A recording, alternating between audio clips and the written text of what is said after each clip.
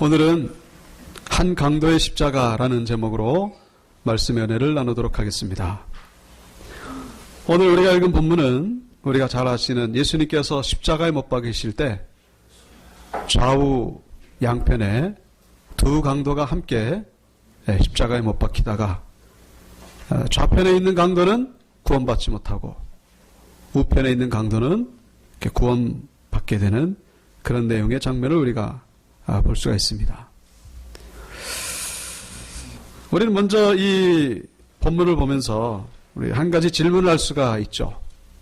왜 예수님은 그 골고다 언덕에 혼자 십자가에 못 박히시지 않고 이렇게 두 명의 강도와 함께 십자가에 못 박히셨을까? 뭐 여러 가지 이유가 있겠지만은 가장 중요한 첫 번째 표면적인 이유는 이 로마 정부에 의해서 그렇게 되었다라고 볼 수가 있습니다. 다시 말씀드리면은 이 지금 예수님이 십자가에 못 박히시는 날이 그 유대인의 최대 명절 6월절입니다. 근데 원래 이 6월절에는 십자가에 못 박는 일이 없습니다. 그 사복음서에도 보면은 이제 밀란이 일어날까봐 일부러 명절을 피하는 그런 경향이 있죠. 그런데 본의 아니게 어쩌다가 이 가룟 유다가 갑자기 등장하는 바람에 이 6월절에 예수님 십자가에 못 박히시게 됐는데 결국 그것도 하나님께서 말씀하신 그 언약을 성취하시기 위함이었다는 것을 우리가 말씀을 통해서 볼 수가 있습니다. 자, 어쨌거나 만약에 이 예수님이 홀로 이 십자가에 못 박히시게 되면은 이 명절 때 많은 이 백성들이 모여서 그동안 예수님을 따랐던 사람들이 그 중에 있을 텐데 이 백성들이 예수님을 보고서 이렇게 밀란을 일으킬 수 있다는 거예요. 폭동을 일으킬 수 있다는 것이죠. 그래서 이 로마 정부에서 그거를 무마하기 위해 가지고 누가 봐도 흉악한 죄인이라는 것을 알 수 있는 그 두 명의 강도를 예수님 옆에다가 못을 박게 함으로 인해 가지고 저 예수는 영웅이 아니라 저 두 명의 강도처럼 저렇게 흉악한 죄인에 지나지 않는다는 그런 이미지를 주기 위해서 두 명의 강도를 함께 못 박았다라고 그렇게 해석할 수가 있죠. 자, 그런데 이것은 이제 표면적인 해석이고 보다 중요한 영적인 이유가 있다는 것을 우리가 잊어서는 안 된다는 것입니다. 바로 하나님께서 그렇게 하셨다는 거예요. 여기에는 하나님의 메시지가 있고 하나님의 이유가 있다는 것입니다. 그 첫 번째 이유는 뭐냐? 바로 구원은 오직 예수 믿음으로만 가능하다는 것을 말씀하시기 위함이라는 것이죠. 뭐라고요? 구원은 오직 예수 믿음으로만 가능하다는 것을 우리에게 말씀하시기 위함이라는 거예요. 오늘 본문에서 이 두 명의 강도 가운데에 한 강도가 구원함을 받게 됩니다. 자, 그런데 그 어떤 누가 이 두 명의 강도 가운데에 한 사람이라도 구원을 받을 것이라고 상상을 한 사람이 과연 있었겠는가? 이거는 상상할 수 없는 일이 벌어진 거예요. 도대체 저 강도가 구원을 받는다는 건 말도 안 되는 얘기입니다. 본인도 아마 몰랐을 거예요. 누구도 생각지 못한 일이죠. 왜냐하면 그가 무슨 구원을 얻을 만한 조건도 안 되고 자격도 안 되는 것은 물론이거니와 그가 살아생전에 행한 일이라고는 그저 벌받을 짓밖에 하지 않았다는 것을 누구라도 알 수 있는 그런 흉악한 강도이기 때문에 이 흉악한 강도가 행위로 가지고는 전혀 구원을 받을 일이 없다는 것을 누구라도 알 수 있기 때문이라는 거예요. 이 강도가 구원받기 위해 가지고 무슨 할례를 받은 것도 아니고 세례를 받은 일도 없고 구원받기 위해 가지고 무슨 안식일을 지킨 적도 없고 구원받기 위해 가지고 6월절을 지킨 적도 없다는 거예요. 그 이단들이 흔히 쓰는 상투적인 그런 용어 가운데에 무슨 비밀을 알아야만 구원을 받는다는 것과도 전혀 상관이 없는 사람이에요. 이 사람이 구원받기 위해 가지고 한 것은 아무것도 없다는 거예요. 그가 아는 것이라고는 아무것도 없고 그의 과거의 삶이라고 하는 것은 그저 그냥 속된 말로 개차반이었던 그런 사람이 바로 이 강도의 삶이었습니다. 개차반이 뭔지 아십니까? 제가 국어사 뒤져봤더니 개가 먹는 똥이라는, 개가 먹는 똥. 그런 삶이었다는 거예요. 이 강도의 삶은 말할 수 없이 형편없는 삶이었다는 거예요. 어떤 분들은 이 두 명의 강도가 로마의 반란을 음모하다가 국가 반역죄로 체포돼 가지고 십자가에 못 박힌다고 그렇게 보는 분들도 있습니다만은 전혀 그렇지가 않아요. 이 두 명의 강도는 그런 것과는 상관이 없어요. 만약에 그랬다면 민족의 영웅이라도 되겠지만은 이 두 명의 강도는 분명히 성경에 보시면은 39절에 행악자라고 나와 있어요. 행악자. 그리고 41절에도 보면은 본인 스스로가 자기의 일에 대해서 잘못됐다는 것을 시인하고 있습니다. 우리가 행한 일에 상당한 보응을 받는 것이다. 그리고 마태복음에 보면은 분명히 강도라고 돼 있어요. 무슨 민족을 위해 싸운 그런 독립투사나 이런 것과는 아무 상관이 없는 그야말로 형편없는 사람이었습니다. 이런 사람들에게 지금 처절하게 죽어가는 이 고통 가운데 있는 이 두 명의 강도에게 무슨 도덕이 필요하며 종교가 의미가 있으며 그리고 심리 상담, 심리 치료 이런 게 무슨 이 사람들을 구원할 수 있겠는가? 구원할 수가 없는 것이죠. 이 사람들이 가지고 있었던 부동산이 있었을지 몰라요. 그러나 그 부동산도 전혀 구원의 조건이 될 수가 없었다는 것이죠. 한마디로 이들은 끝난 인생이었습니다. 이제 끝난 인생. 그런데 이들 옆에 누가 있었습니까? 바로 메시아 대신 예수 그리스도가 계셨던 것이죠. 예수 그리스도 구원자가 계심으로 인해서 이들의 인생은 끝난 인생이 아니었다는 것입니다. 아직까지 끝난 게 아니에요. 이 예수 그리스도로 인해 가지고 이들은 절망에 있던 그 상황에서 한순간에 영광된 천국 시민이 되었던 것을 성경은 우리에게 말씀해 주고 있습니다. 이게 뭡니까? 예수 구원의 능력을 우리에게 보여주고 있다는 것이죠. 이 사람들을 구원할 수 있는 것은 아무것도 없어요. 그 어떤 것도 없습니다. 좀 전에 말씀드린 도덕이며 종교며 철학이며 선행이며 참선이며 도저히 이런 것을 가지고는 이 사람들을 구원할 수 없다는 거예요. 오직 예수 그리스도, 예수 믿음. 어떤 분들은 그런 얘기를 하는 분들이 있습니다. 이 우편 강도가 구원받는 걸 보면서 야 나도 이 사람처럼 살아생전에 실컷 죄 짓고 살다가 죽기 직전에 예수 믿고 천국 가겠다. 그런 분들이 가끔 있는 것을 보게 됩니다. 그러면 편할 것 같잖아요. 실컷 멋대로 살다가 죽기 직전에 예수 믿고 천국 가자. 여러분들 그런 생각해 보신 분들도 계실 거예요. 그러나 아직까지 그런 생각이 있다면 두 가지를 분명히 기억하시길 바랍니다. 첫째는 그렇게 생각하는 분들은요, 아직까지 구원의 확신이 없는 분들이에요. 구원의 확신이 진짜 있는 분들은 그런 얘기를 할 수가 없는 거예요. 정말로 내가 구원의 은혜를 체험해가지고 감사하고 있다면 내 삶으로 지금 만족하고 감사한데 무슨 강도의 구원과 비교하겠는가 하는 것이죠. 정말로 구원받은 사람은 야 천만다행이구나. 이 사람이 죽을 뻔했는데 지옥 갈 뻔했는데 정말로 이 극적으로 구원받았구나. 하나님 앞에 감사드릴 일이지 이 강도를 부러워할 그런 일이 전혀 못 된다는 것이죠. 두 번째로 실제로 그렇게 생각을 하고서 타락의 길로 가기 시작한 사람이 있다면은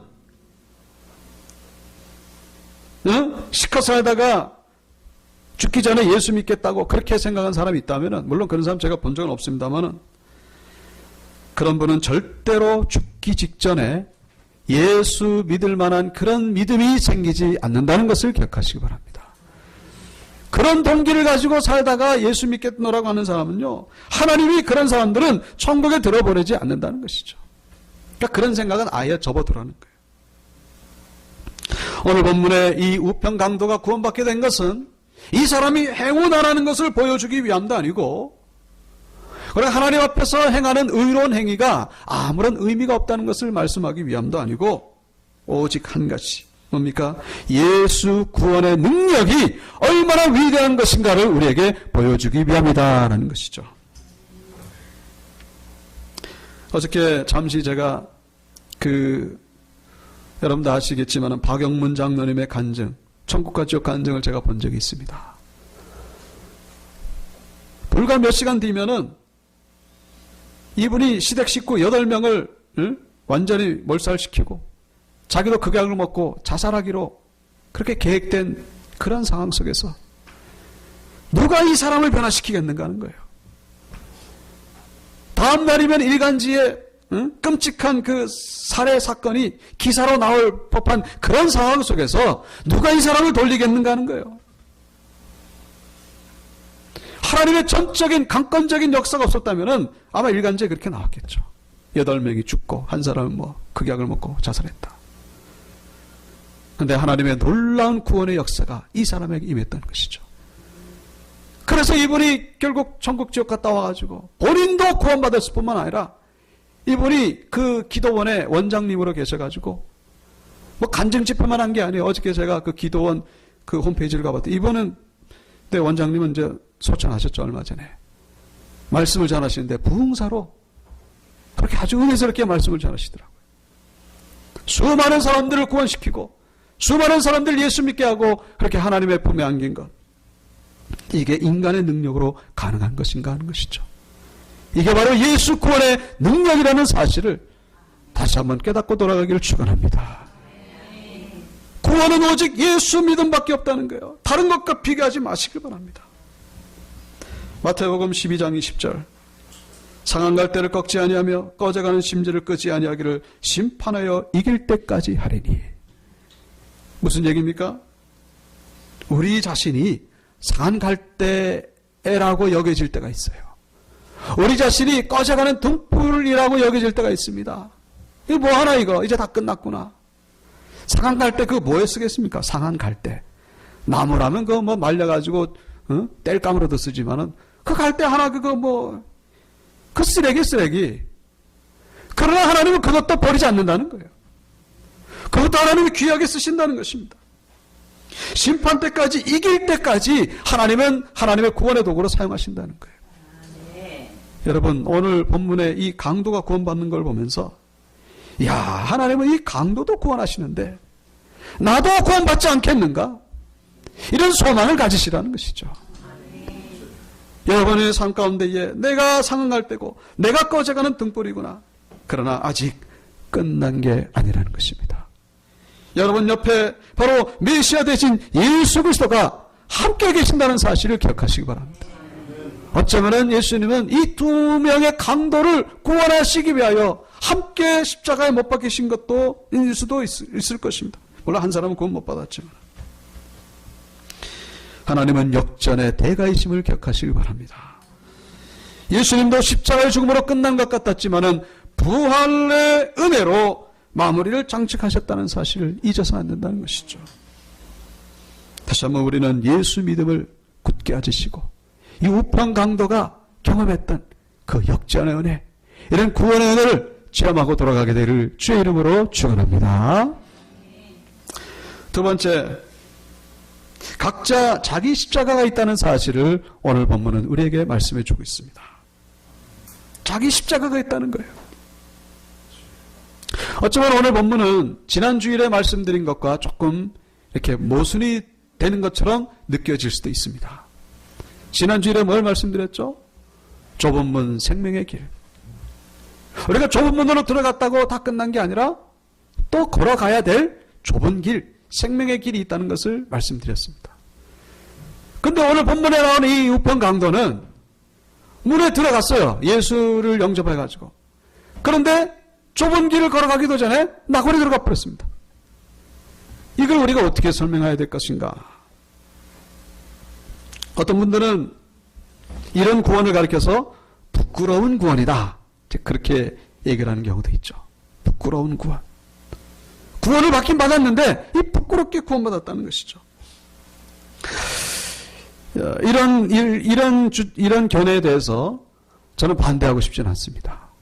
어느 정도 일리는 있는 것 같아요. 왜냐하면 순교자와 그리고 대충 살다가 예수 믿고 구원받은 사람이 과연 같을 수 있겠는가? 저도 그렇게 생각을 하는 편이거든요. 그런데 오늘 본문에 나오는 이 강도는 반드시 부끄러운 구원만은 아니라는 것을 우리가 기억할 필요가 있다는 거예요. 결론부터 말씀드린다면 이 강도도 나름대로 자기 십자가를 지고 있는 것을 우리에게 보여주고 있다는 것이죠. 자기 십자가를 지고 있다는 거예요. 끔찍한 상상이겠지만은 여러분 한번 내가 지금 십자가에 못 박혀가지고 높은 데 매달려 있다고 한번 생각해 보시길 바랍니다. 어떤 말, 어떤 생각이 들까요? 아마 모르긴 몰라도 우리 입에서 좋은 말이 나오기보다는 험한 말이 나오는 것이 아마 대체적으로 동의를 하실 것입니다. 내 속에 아주 밑바탕에 있는 것이 그냥 나오는 거예요. 왜냐? 너무 고통스러우니까. 목은 말라 죽겠죠. 지금 숨은 가빠 죽겠죠. 땡볕에 지금 죽어가고 있습니다. 피는 나오고 있죠. 원색적인 그런 말들이 내 속에서 나올 것이라는 것에 아마 동의를 할 것이라는 생각이 듭니다. 원망과 분노와 짜증과 미움이 내 속에서 나오지, 욕이 나오지, 저주가 나오지, 결코 아름다운 말이 나오기는 어렵다는 거예요. 그래서 마태복음 27장 44절에 보면은 좌우편 두 강도 모두 처음에는 예수님을 욕을 했다라고 기록하고 있는 것을 볼 수가 있습니다.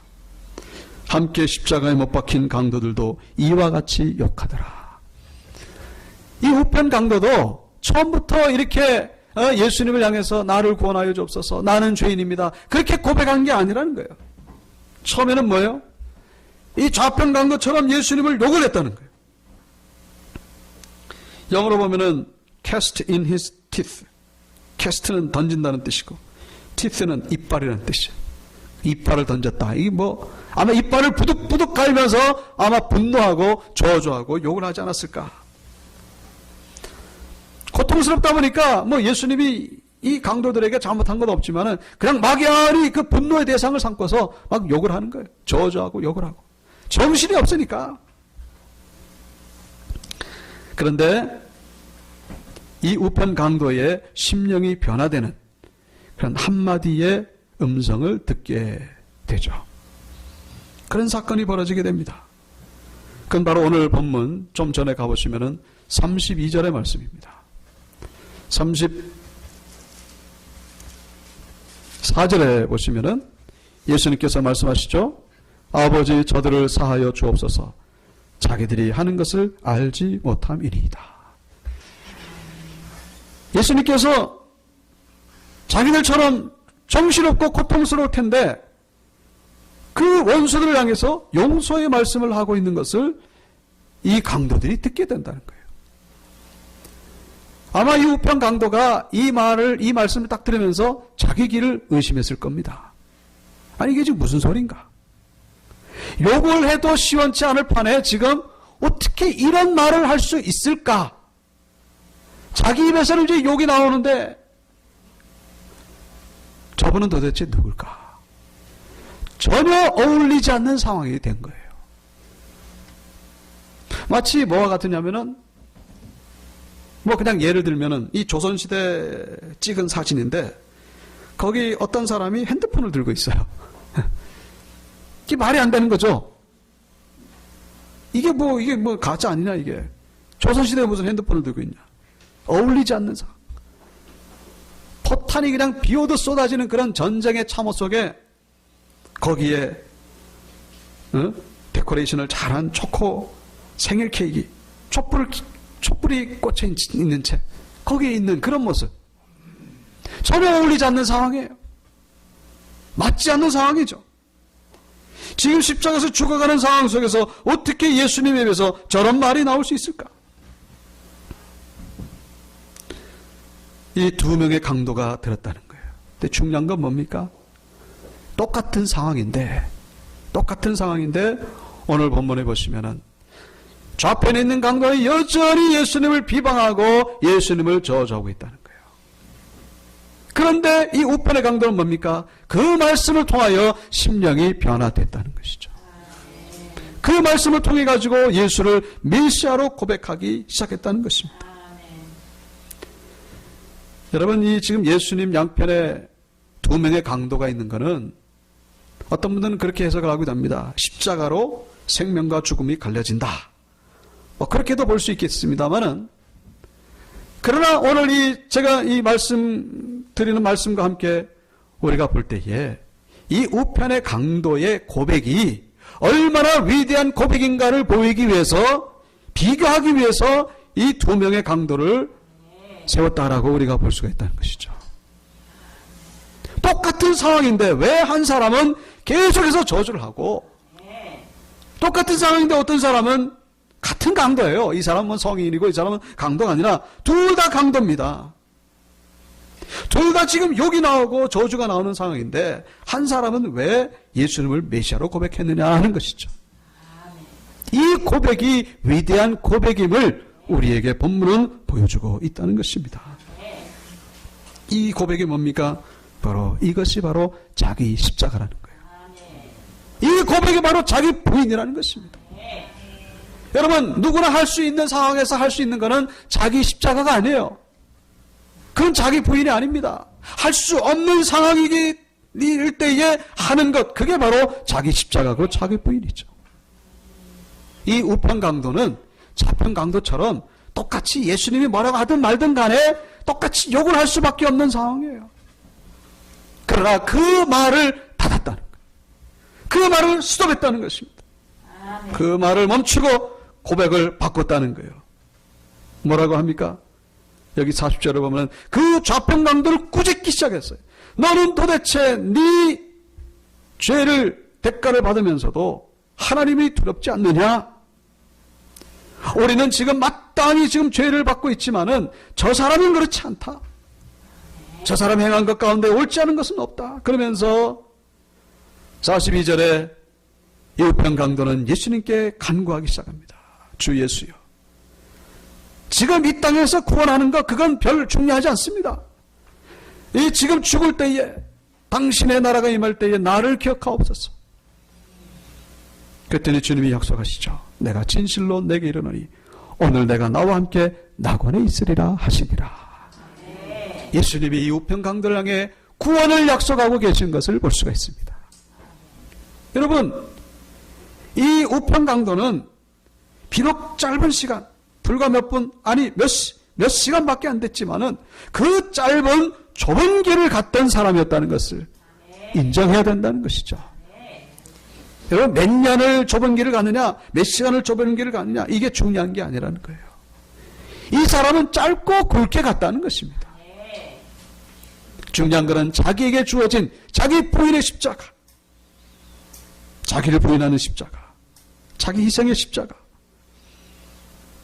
그래서 생명의 길을 갔던 것을 우리에게 보여주고 있다는 것입니다. 특별히 오늘 본문의 이 십자가는요, 공개 처형입니다. 공개 처형은 뭐냐? 너희들 죄 지으면은 저렇게 된다. 본보기로 보여주는 게 공개 처형입니다. 그래서 누구라도 와서 볼 수 있게 하는 게 바로 이 십자가 사형 집행입니다. 그래서 이 세 명, 예수님과 함께 이 세 명의 이 십자가 앞에는요, 많은 사람들이 인산인해로 구경하고 있습니다. 모든 사람들이 지금 저 강도들이 예수님이 지금 뭘 하고 있는지 일거수일투족을 지금 보고 있어요, 지금. 그런데 예수님의 입에서는 용서의 말이 나왔죠. 그리고 우편 강도에서는 뭡니까? 나는 죄인입니다. 나를 구원하여 주옵소서. 이들의 대화를 사람들이 들었다는 것입니다. 그래서 그 많은 사람들 가운데 감동받고 변화된 사람들이 있었다는 것을 성경은 우리에게 47절을 통해서 보여주고 있죠. 47절, 백부장이 그 된 일을 보고 하나님께 영광을 돌려 이르되 이 사람은 정녕 의인이었도다 하고. 여러분, 여기서 그 된 일이라고 하는 게 뭡니까? 단순히 앞에 나오는 뭐 해가 어두워지고 그 다음에 성소 휘장이 찢어지고 이것만 얘기를 합니까? 그렇지 않다는 거예요. 성소의 휘장이 찢어졌다는 것은 저 성전인데 지금 골고라 언덕과 성전은요 멀리 떨어져 있어요. 이 백부장이 지금 성전의 휘장이 찢어진 건 그 뭐 모르죠. 뭐 찢어졌는지도. 다만 우리가 이 말씀을 통해서 이 백부장은 그 강도의 대화를 들었다는 것입니다. 저 강도 입에서 나올 수 없는 얘기인데 어떻게 저 메시아를 발견했다는 것을 백부장은 깨닫게 되었다는 것이죠.